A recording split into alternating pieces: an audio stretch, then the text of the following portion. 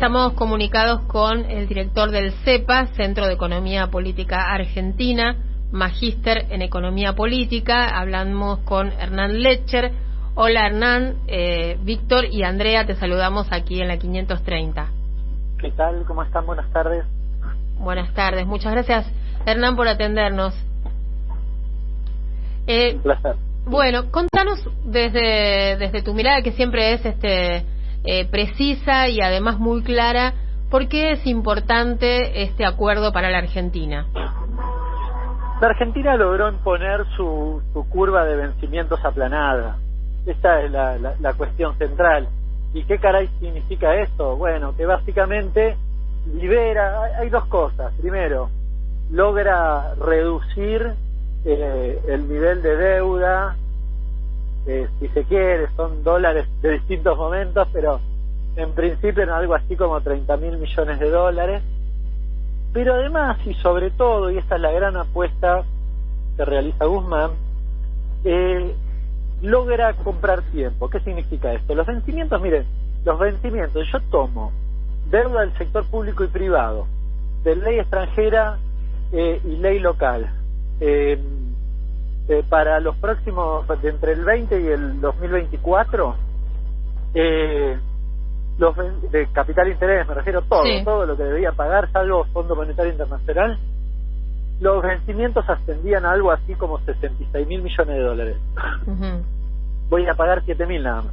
Claro. O sea, me ahorro 59. Una fenomenal cantidad de dinero que me permite, ¿qué me permite eso? Me permite dos cosas. Por un lado, liberar un poco lo que decías vos, Andrea, recién, liberar ingentes recursos para hacer política fiscal. Claro.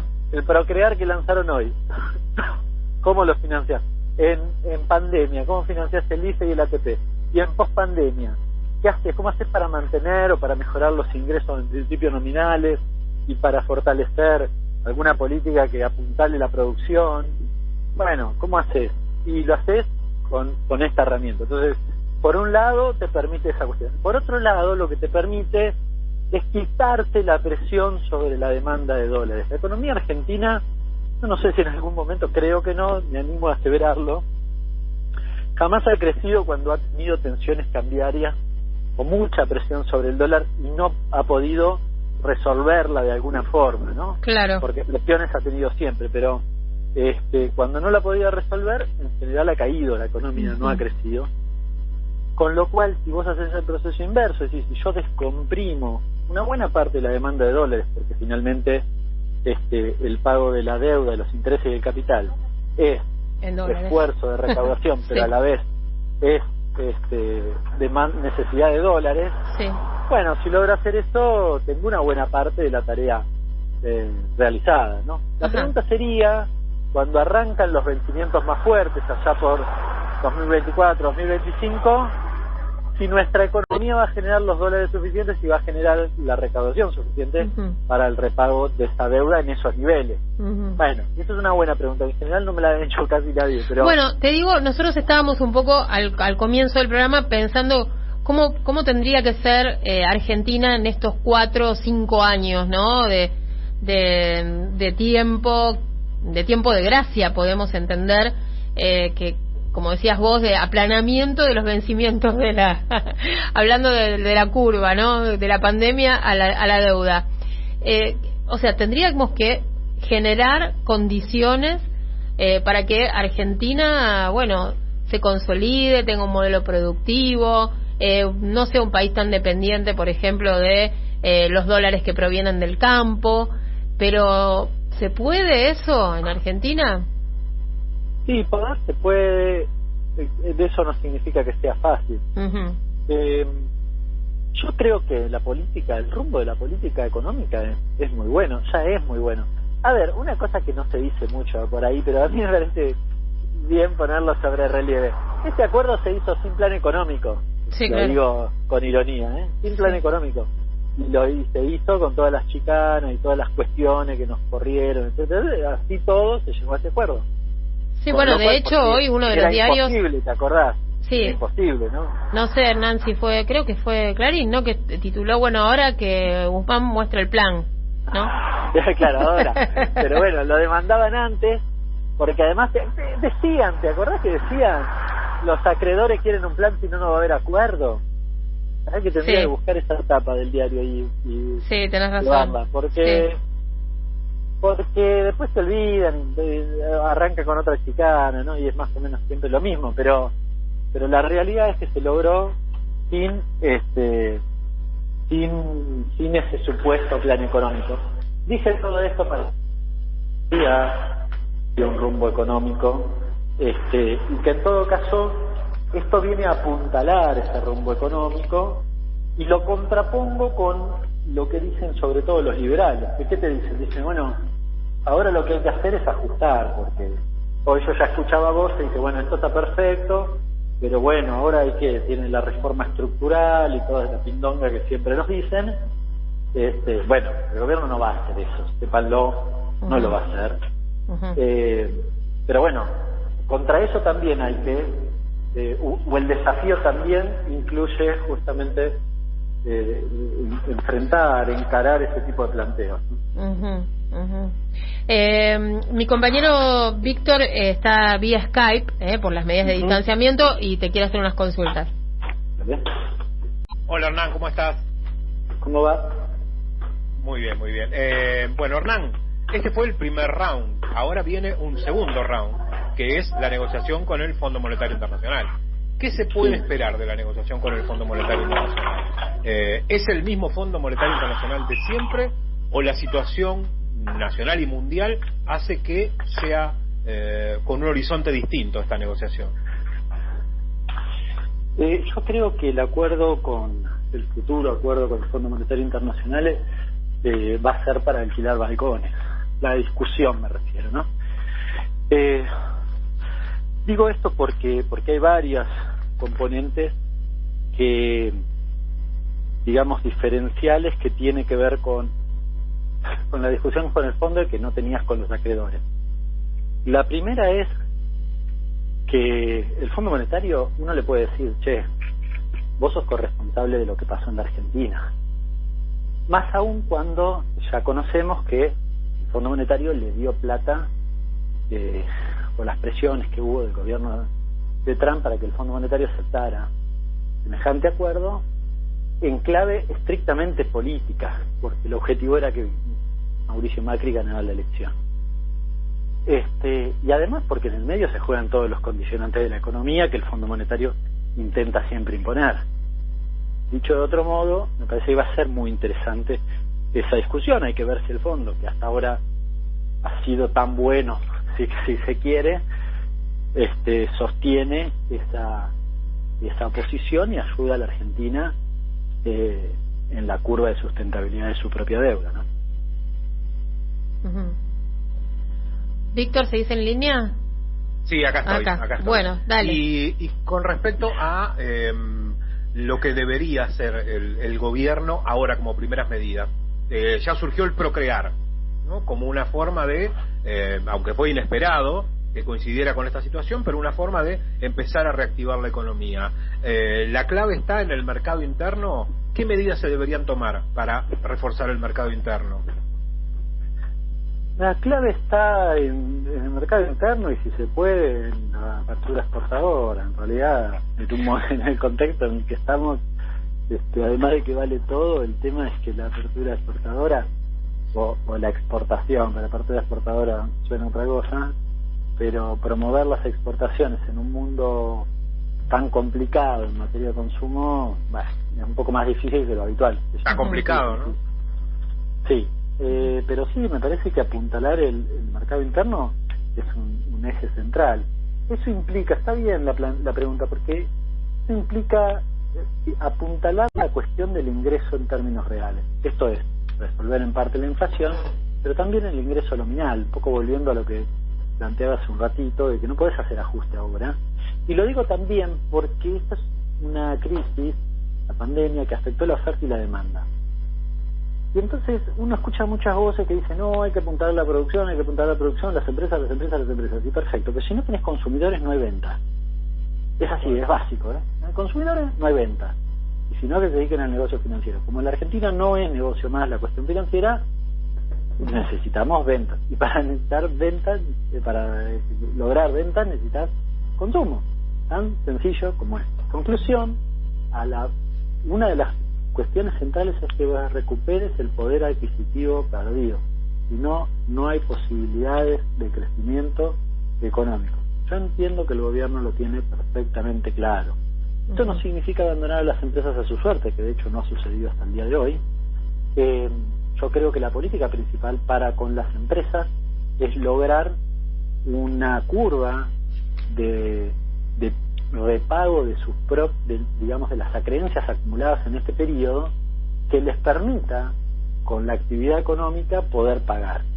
Pero sencillamente eso, porque si no, lo que va a pasar, y de hecho nosotros, uno escucha por ahí, todo el mundo dice, no, por la persona que perdió el empleo, la persona que tiene menos salario, el desocupado, todo va perfecto. Pero del otro lado también hay un sector empresario, no lo generalizo porque no es así, sobre todo no en el sector pyme, pero en el sector grande, que está pensando en la mejora de su rentabilidad, que por cierto no sería la primera vez. En las crisis suele ocurrir procesos de descentralización y concentración del capital. Esto suele ocurrir. ¿Por qué? Y porque tiene más espalda. El que tiene más guita se defiende mejor de esta pandemia. Entonces, la pyme cierra, y ¿quién se hace cargo de esa parte del mercado? La grande. Es tan sencillo como, con lo cual mejoran sus márgenes de rentabilidad, sus porcentajes y porciones de mercado. Claro, se quedan con todo. Excepto que el Estado intervenga. Excepto que el Estado intervenga. O sea que el Estado debería intervenir. Pero por supuesto, claro. Si no hay Estado, hace unos días José Pablo Feynman dijo una cosa que me parece muy ocurrente. Agrandar el Estado es reducir la pandemia, creo que dijo algo así. Sí. Porque efectivamente, si vos tenés un Estado más activo, lográs combatir mejor la pandemia. Reducir el Estado es agrandar la pandemia, podría ser la frase a la inversa, ¿no? Quería volver sobre lo que conversábamos antes, que vos decías que todavía no te preguntaron si nuestra economía va a generar los dólares que vamos a necesitar en el 2024 y en el 2025. Y bueno, después nos pusimos a conversar y no me diste tu diagnóstico sobre este punto.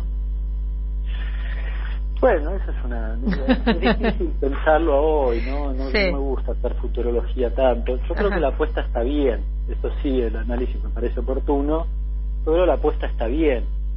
¿En qué sentido? Y el acuerdo te genera las condiciones para que eso suceda.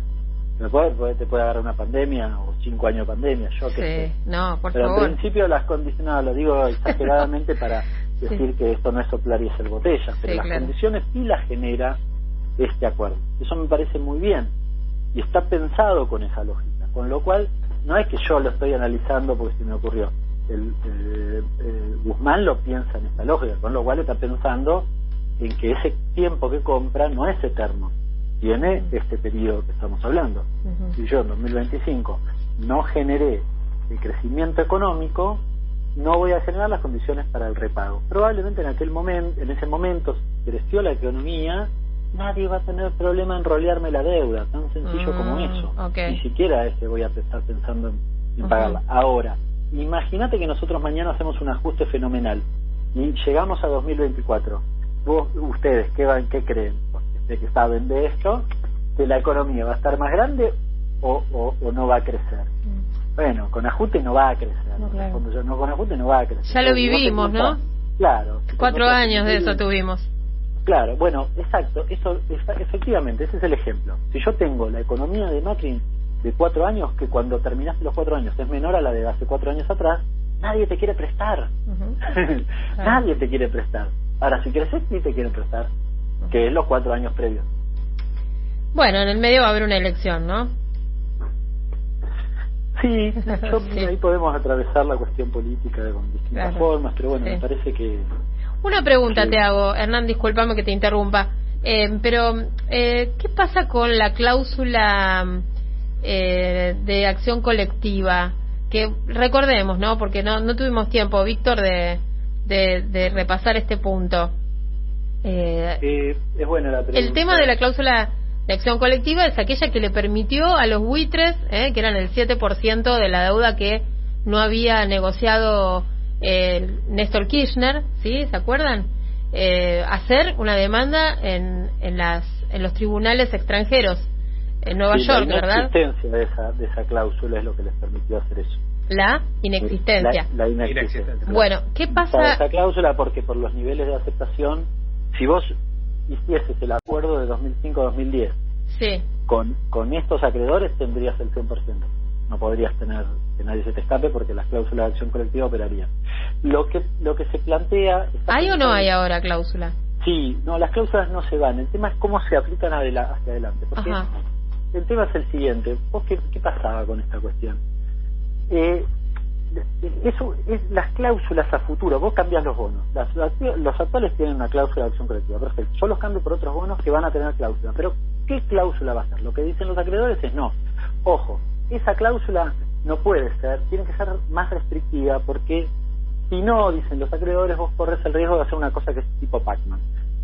Supongamos que la cláusula dice que tengo que si aceptan hasta el 50% yo puedo cerrar el canje, pero yo puedo hacer una cosa que se llama redesignation, es armar el paquete de series de bonos que a mí me sirven para llegar a ese umbral.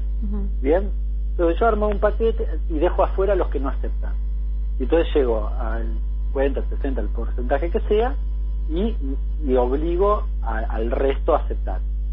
Pero además dejé un montón afuera. Entonces, una vez hice eso, vuelvo a hacer una especie de segundo canje y agrego otra serie más. Y así me voy comiendo series y con una especie de canjes sucesivos voy llegando a porcentajes sin cumplir con el porcentaje general de aceptación que en principio exige cualquier renegociación. Pero es para canje futuro. Esto queda, sí queda. Lo que está en discusión es en el marco de cómo va a quedar. ¿Por qué es importante? Porque se están diciendo varias huevadas al respecto.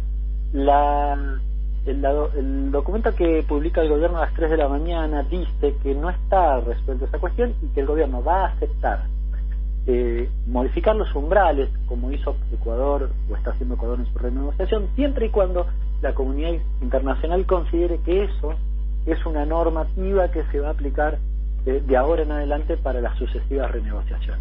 Y le está exigiendo a la comunidad internacional que si es pauta internacional, sí, si no, no te la voy a aceptar yo excepcionalmente. ¿Qué problema? Este es un tema importante porque eso no está saldado. Bueno. Al menos que yo sepa. Y ya nos pasó, ¿no? Queremos otra vez lo mismo, Griesa. Aparte, fue el momento. No te va a pasar con esta renegociación, con esta, para dejar tranquilo también, no te va a pasar con esta renegociación, porque esta probablemente supere los umbrales del 66,6% general, y con lo cual vas a tener aceptación generalizada. Pero supongamos que en 2025 nosotros no podemos pagar. Y ahí tenemos que hacer un nuevo canje. Eso es lo que estamos discutiendo. Sí. ¿Entiendes? Sí, perfectamente. Hernán, muchísimas gracias. Un abrazo grande. Bueno, buenas tardes. Hablábamos con el director del CEPA, Centro de Economía Política.